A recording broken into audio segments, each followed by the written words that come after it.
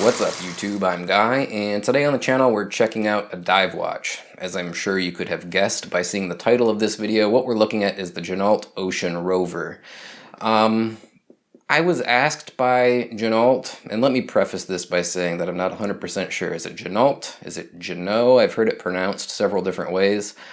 I'll assume it's Ginault, and if I'm wrong, somebody will probably correct me down in the comments. But regardless, Ginault reached out to me, and true story, and I'll tell you why I'm laughing about that in a moment. They reached out to me and said that they saw my Rolex Submariner review, and they would very much like me to take one of their Ocean Rover watches and do a side-by-side comparison. The reason I'm laughing is because I did an April Fool's joke where I said Rolex saw that video and they sent me a watch to do a review on. Well, yeah, that was an April Fool's joke. This is serious, though. Ginault did see my Submariner video, and I guess they liked it, and they have a lot of customers asking for more information on how does it compare to an actual Rolex. Well, they picked me to let you guys know. That's really awesome, and I have to thank them immensely. I'm sort of flattered that they even considered sending me one of these watches to do that comparison. That's not what we're doing here today, though. I wanted to set up just a foundation for this watch. I wanted to do just a foundational video, kind of like an unboxing and a first impressions. Now, full disclosure, I've unboxed this watch already and I've worn it a little bit. So when you see me open it up out of the box, you know, it's kind of just for the video. Nevertheless, I do want to give you that first look kind of presentation and tell you a little bit about the watch and give you my initial impressions without any comparison to the Rolex. Then next week, I'm going to go ahead and I'm going to set that down side by side and do that full comparison between this Ginault Ocean Rover and a modern 6-digit reference Rolex Submariner. I think that's going to be a really cool video. But again, let me stress, I thought it would be important to have sort of a foundational video just introducing this watch and showing it by itself, giving it, you know, just a first look, basically. I wanted to give a quick reminder to you guys that I'm doing a giveaway. Several weeks ago now, I guess, I did a video talking about a couple of Pulsar watches that I'm giving away. I'll put a link to that video down in the description. That video is, that giveaway is very soon, June 1st, which is 2 days from now. So, if you're interested in winning a couple of watches, check out that video in the link to that video in the description of this video so that you can learn a little bit more and get entered into that giveaway. I want to do a little bit of background information about this watch before we jump over to the tabletop and I show it to you up close. This is the Ginault Ocean Rover, reference 181875GSLID. What people are calling basically like a super Submariner homage. And yeah, it's super. The hype is real. I'm not going to hide that at all. I'm blown away by the quality of this watch. Now, one thing to note is the price point. MSRP on this watch is $1,499. Certainly not an inexpensive watch. But a couple of things about that. Number one, as of right now on their website, and I'm not getting any sort of kickback or anything to plug this, this is their promotion. They have a promotion going on right now for about the next 2 weeks, I believe. You get 22% off if you use the code on their website. I don't even remember what the code was, but there's like a little pop-up or something that tells you. If you take 22% off of that $14.99, we have a price of $11.69 and 22 cents in US American dollars. Well, we'll talk about value and the price and everything in my closing thoughts after the tabletop review, but I don't think it's an outrageous price. I'll put that out there right now. The watch it really is outstanding.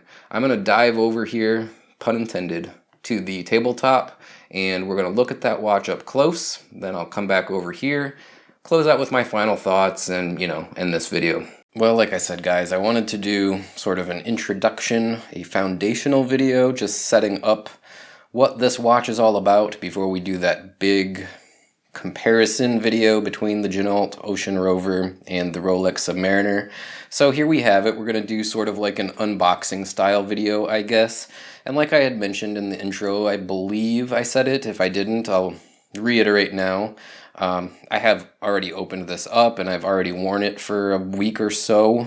The reason why I didn't do the actual unboxing on video was this thing was covered in protective plastics and stickers, and I don't know, I spent a ton of time kind of taking all that stuff off when I had my camera out, and I was like, man, this is going to be like the longest video ever of me just peeling off stickers, and I didn't want to bother you or bore you, I guess, for lack of a better word, with doing that. So we're going to do sort of a pseudo unboxing here, and yeah, first impression style video. Here we have the box. The presentation box is nice. It's sort of like a leather bound, and I don't know if it's real leather or some sort of vinyl, but it's a nice presentation. Have the Ginault logo with their little, I guess it's not a rose, I don't know what kind of flower that is. They're sort of embossed into this this covering. When we open up the box, as we can see, there's the watch on its little pillow. First thing you're going to notice is it comes with a screwdriver. The bracelet is got screwed links, and they supply the screwdriver so you can resize that bracelet. That was extremely helpful, and I'm really glad that they went the extra mile there with the little screwdriver. If we look at the back of the box here, hand built in America, we're going to talk about that and what exactly it means. And then there's a bunch of stuff in this little back pocket. I'm going to pull it out and show you what all goes in there.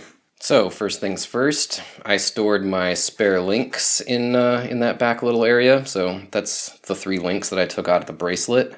Next we have a, let's zoom in here real close and I'll tell you exactly what it says. Movement thickness, movement features. What this is sort of like a little certificate. And if you open it up, you can see they talk about the timekeeping of the movement.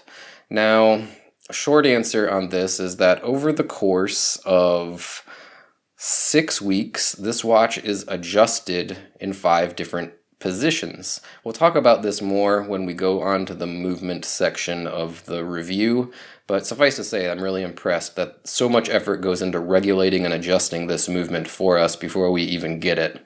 It is an accurate watch, and I'll talk about the accuracy that I've been getting a bit more when we get into this a little bit deeper, but that's cool that you get that sort of certificate that tells you what kind of accuracy it went through. Also, you'll note that it says actual power reserve tested, in this case 42 hours. The movement has a from the factory 38-hour power reserve, but I'm sure, as we all know, mechanical watches oftentimes will last a little bit longer, sometimes even a little bit shorter than the stated power reserve. In this case, they've tested it out to last about 42 hours. So interesting that they include this. I like that a lot. Next, we get this little booklet here. It's basically just your limited warranty information. Tells you all the information about the watch. And finally, we get, well, there's 2 finallys. They include, still wrapped in plastic, I've never taken it off, a little cleaning, polishing cloth thingy, microfiber cloth. It's cool. It's nice that they include that. I got one with my Rolex. The authorized dealer gave it to me. So nice to have a little cleaning cloth. And then finally, they also give you a 2-piece, and I haven't taken it out of the package, I probably wouldn't use it, a 2-piece Zulu style kind of khaki brown strap. It's nice looking. I honestly have never worn a diver on anything other than the bracelet or a NATO strap, or most recently the Barton Elite silicone straps, but even that I've only tried just recently. Never on a cloth or a leather strap. So this probably isn't for me, but it's a nice little extra that they throw in the case. So that's everything in the box. We'll go ahead and we'll pull the watch out, we'll set it on the table, and we'll take a nice close look at it. So let's talk about the basic specs on this watch real quick. As far as the size dimensions go, we have a 40mm case diameter with 20mm lugs where the bracelet attaches.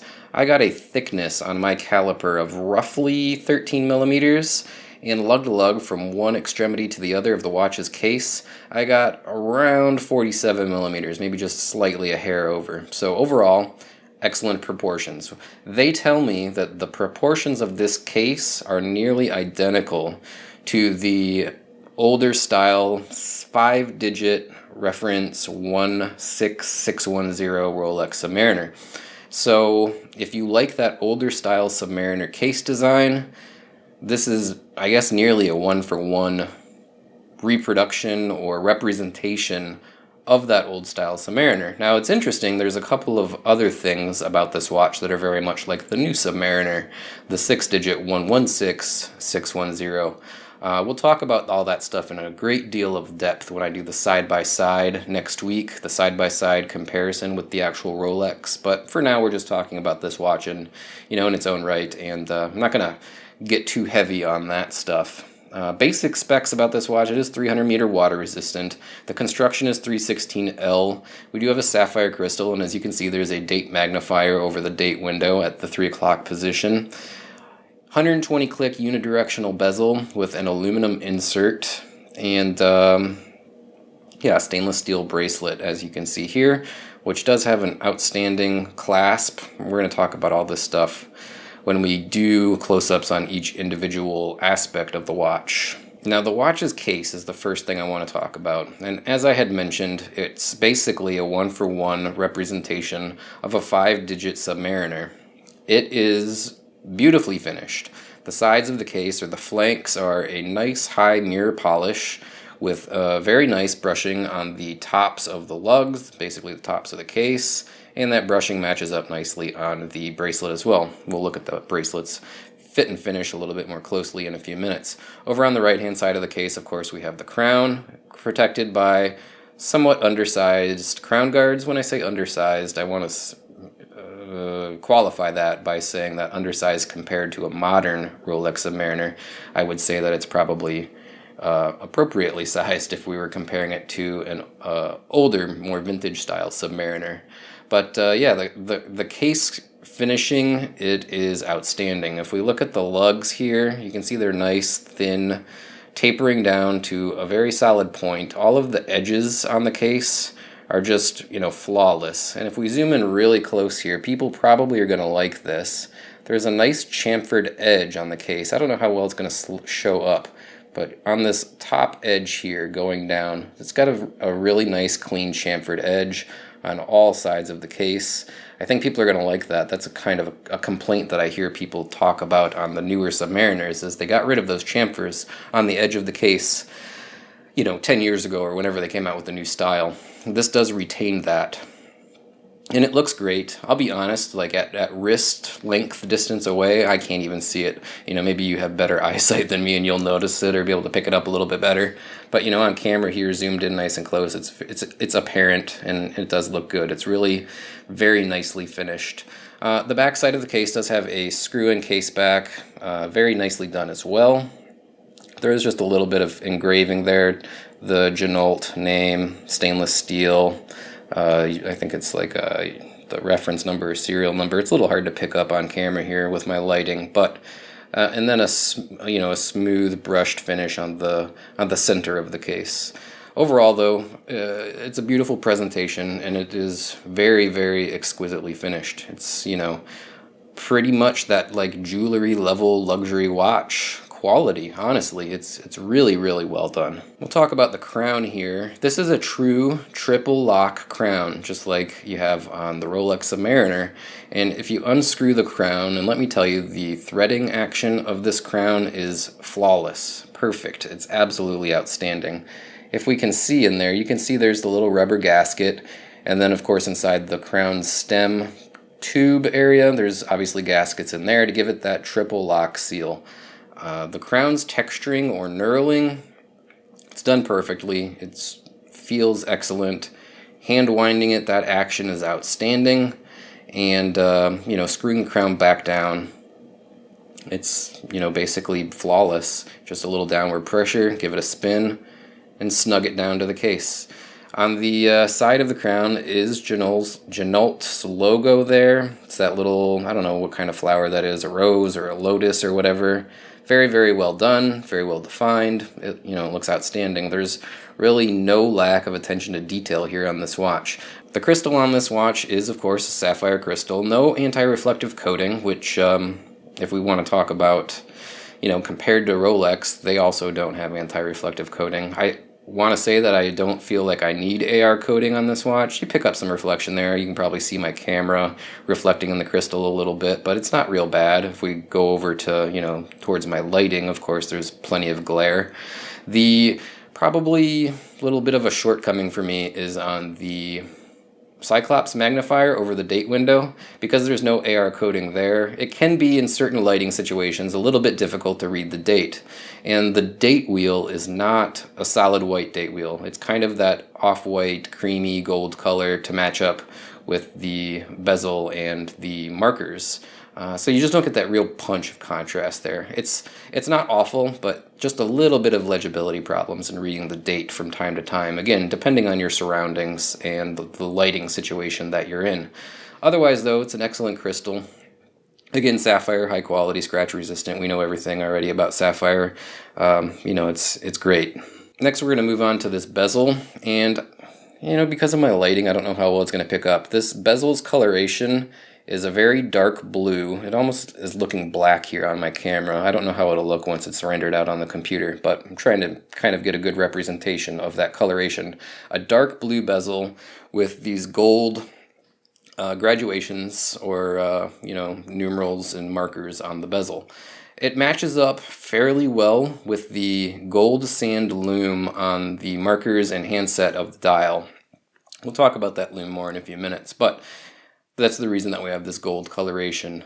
Just an aluminum insert, so not ceramic, not super scratch resistant. It's gonna get nicked up if you're not a little bit careful with it, but overall it's a very good presentation. It's made very well. It's printing perfect.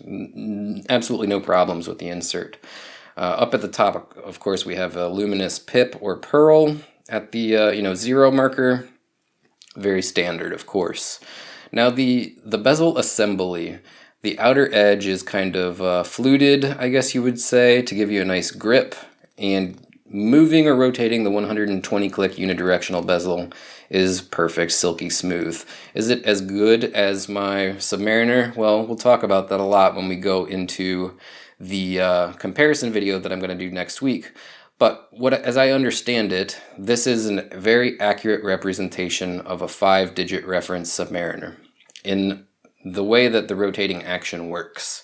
So, if you're familiar with an older Rolex Submariner, I think you're going to be very familiar with this. It turns very smoothly.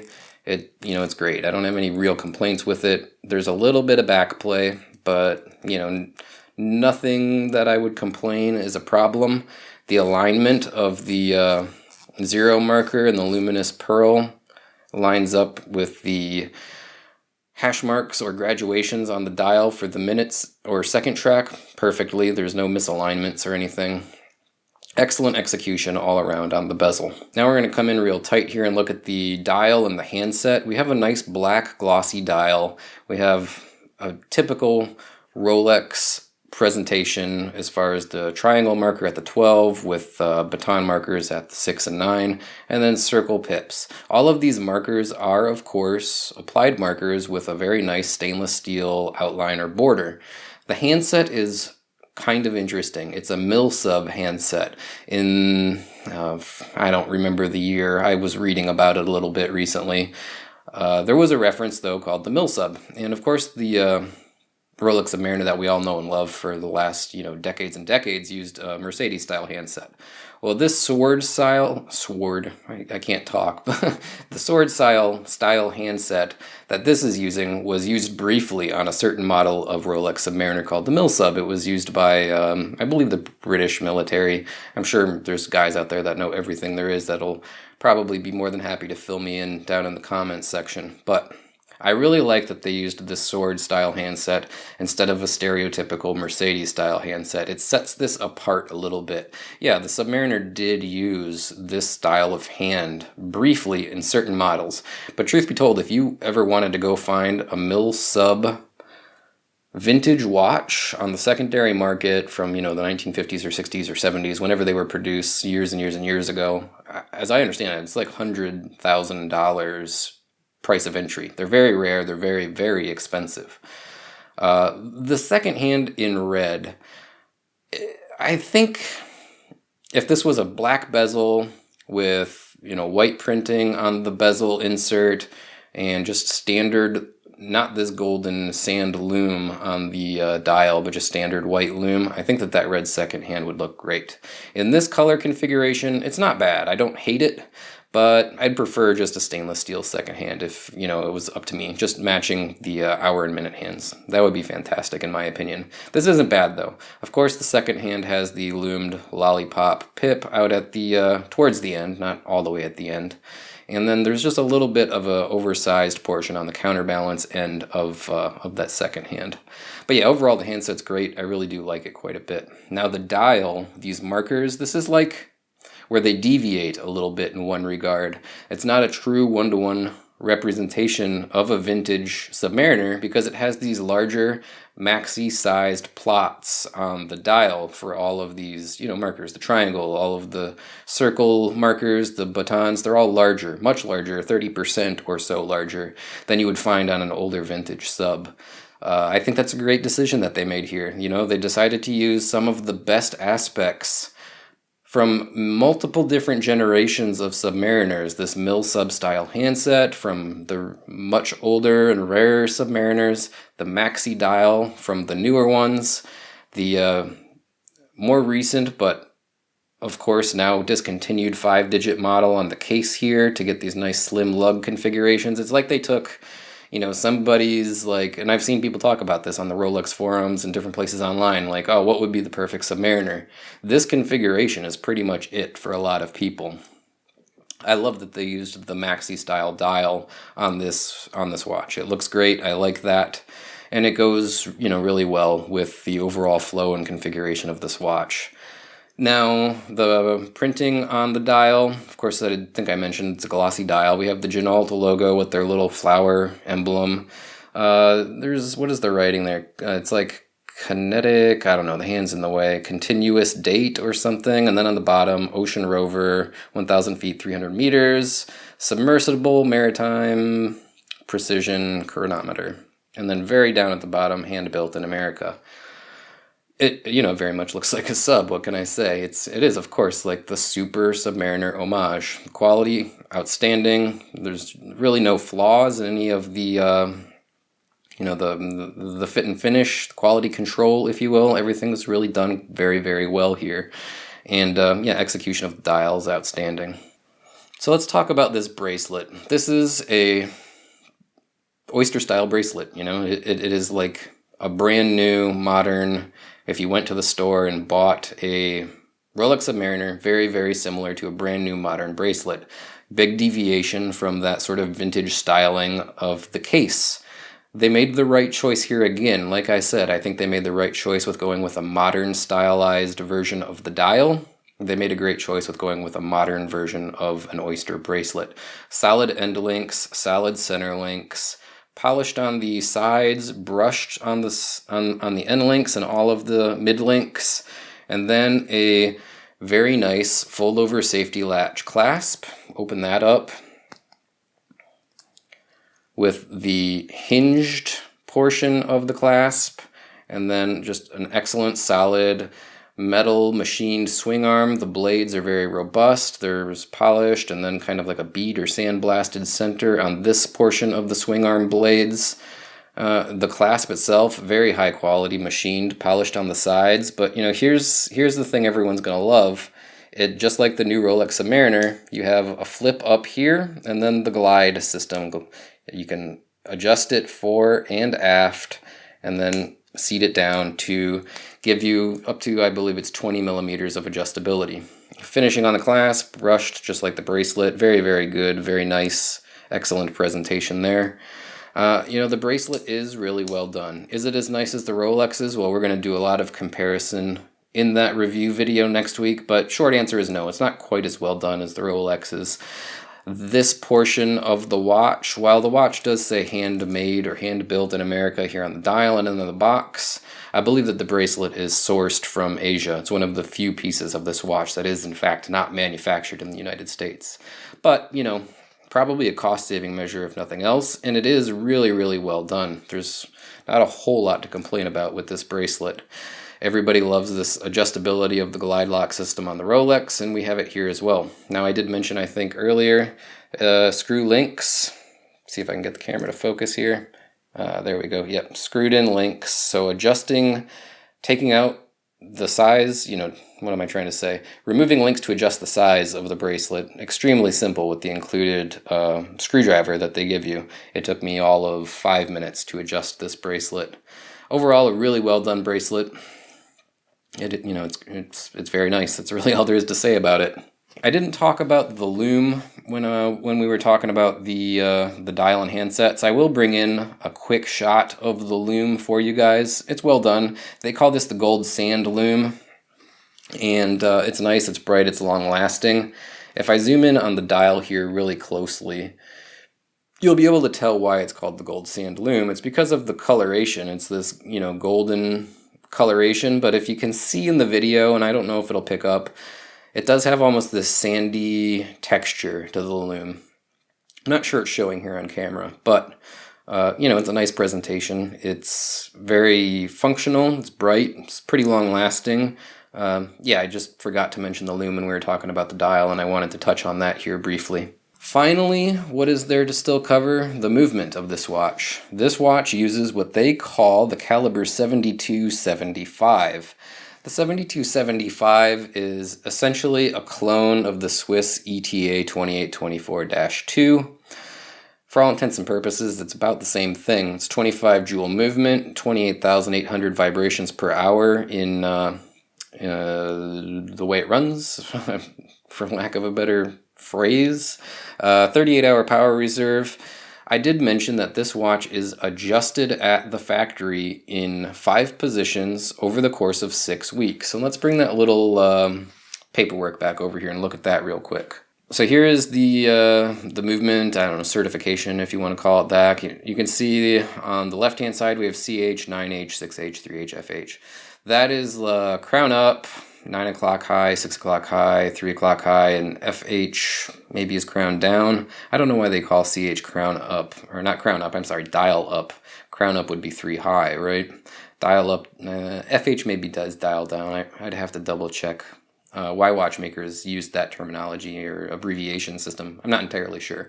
But then you can see on this chart, week 1 measurements, and there's the accuracy over the course of that week in each of those positions, week 2, week 3, week 4. That X down at the bottom I think is called the delta, or the average mean, deviation between all the different positions. This movement does keep really good time for me. On the wrist, it's not going to be exactly the same as what you're seeing on this paper, because this is just in static positions over long periods of time. But it is very accurate for me. It runs slightly slow, maybe a couple of seconds per day, 3-ish, 4, I don't even think it was 4. I think it was 2 or 3 seconds per day slow for me. So it keeps outstanding time. They really do go the extra mile on their movements as far as, ensuring that it's going to be a good, accurate, robust, reliable movement.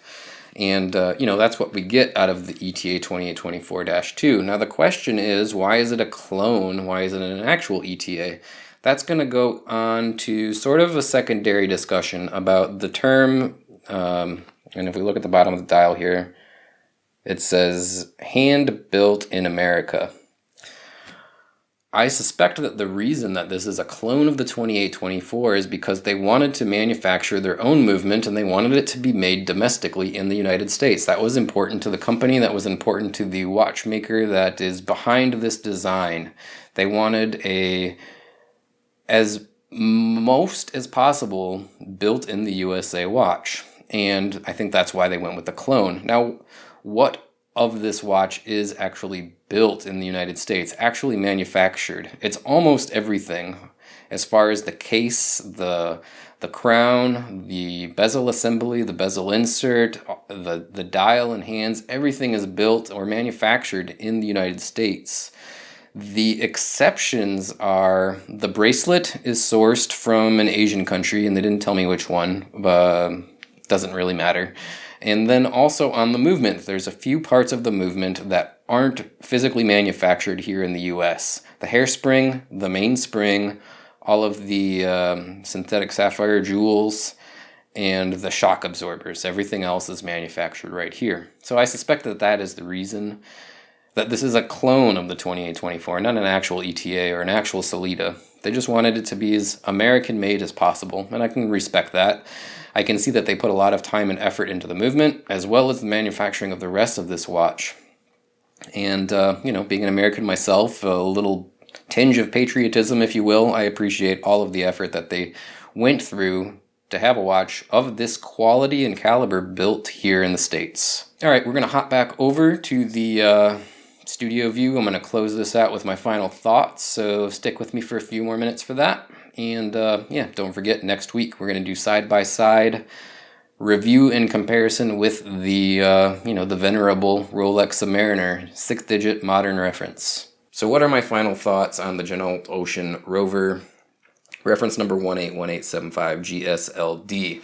It is outstanding. It is not super inexpensive, but as you'll see next week when I do the comparison review between this and the real modern Rolex Submariner, I mean, there's a whole heck of a lot of value here. This watch is outstanding. I mean, a lot of people are going to say, well, why do I want to spend, you know, $1,200, $1,400 on a watch like this? I could just get something for $500 or $600 and it's just as good.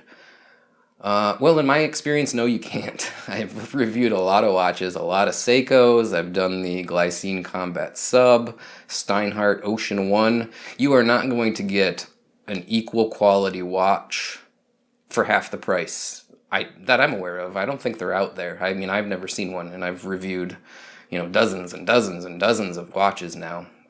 It's not there.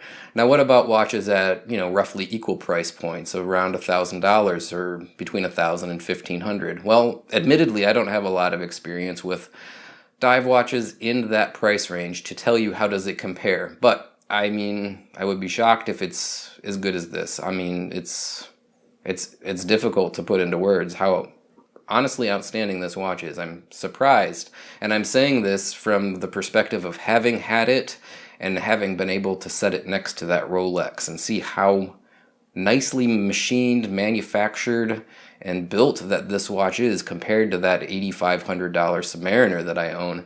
Now, next week when I make that comparison review, you're really going to understand what I'm talking about. But yeah, I'm going to say for value, in terms of what you're getting for your money, and value is a two-part equation. In terms of what you're getting for your money, I mean, you're getting an outstanding watch. What about that other part of the value equation? Retained value or resale value? As I know everybody is probably aware, most people don't keep watches forever. You know, the people that are watching this video are collectors, and by nature we're flippers. You know, it's just the way it is. We buy a watch, we wear it for a little while, we enjoy it, we want to try something new, we got to sell something. Well, I don't really know what the secondhand value of these watches is, so from that perspective of the value equation, I can't comment. But from the quality side of the value equation, you're getting a whole heck of a lot of watch for your money. Alright guys, don't forget to keep an eye out for that side-by-side comparison video. I'll have that next week, which will be, I don't know, first week of June 2018. So, you know, right now it's May 30th. So yeah, in about a week we'll have that video out, side-by-side comparison. I think it's going to be interesting. It's probably going to be a long video. I'm going to go over everything with a fine-tooth comb. Ginault told me, don't hold anything back. We want you to be honest and open, and you know, I'm going to make them put their money where their mouth is, and I'm going to show you guys how it falls short compared to the Rolex. And it does. In some ways, it does fall short. I mean, you know, there's a reason the Rolex costs as much as it does. But it's not like miles short, so, you know, stay tuned for that. It's going to be fun. I really appreciate everyone tuning in, as always. You know, thank you very much for supporting me. If you'd like to help out the channel, some easy things you can do. Follow me on all of my social media accounts, Facebook, Twitter, Instagram. Links down in the description. I'd love more support over on Patreon. If you guys want to help me out on Patreon, shoot over there. Also a link down below. Finally, as you probably know, I put links to Amazon through my affiliate account, and if you like anything that I've reviewed, click on that link, go to Amazon and buy it. I get a small commission on anything you purchase, whether I reviewed it or not. That does add up. It really does help support the channel, so please consider doing that. Do click on those Amazon affiliate links. Until next week, I want to say thanks again, and yeah, that's it. We're going to call this a wrap. Bye now.